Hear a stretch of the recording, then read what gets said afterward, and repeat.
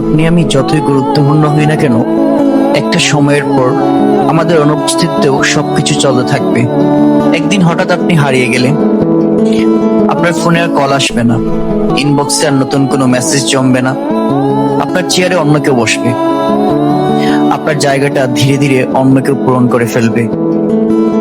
যাদের জন্য রাত জেগেছেন, যাদের জন্য কেঁদেছেন, যাদের খুশির জন্য নিজেকে বদলেছেন, তাদের জীবনও একসময় স্বাভাবিক হয়ে যাবে। কঠিন শোনালে এটাই বাস্তবতা, তাই মরার আগে একবার মরে দেখুন। মেরে ফেলুন সেই অহংকার যেটা বলে আমাকে ছাড়া কিছুই চলবে না। মেরে ফেলুন সেই প্রত্যাশা যেটা বলে আমি এত কিছু করলাম সবাই আমাকে মনে রাখবে। মেরে ফেলুন সেই কষ্ট যেটা মানুষকে খুশি করতে গিয়ে নিজের শান্তি কেড়ে নেয়।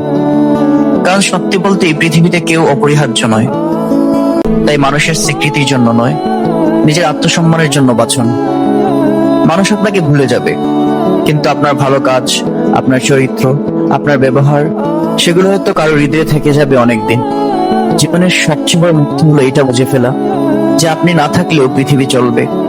তাই অন্যের জন্য নিজেকে হারিয়ে নয়, নিজের মূল্যবোধ নিয়ে বাঁচুন।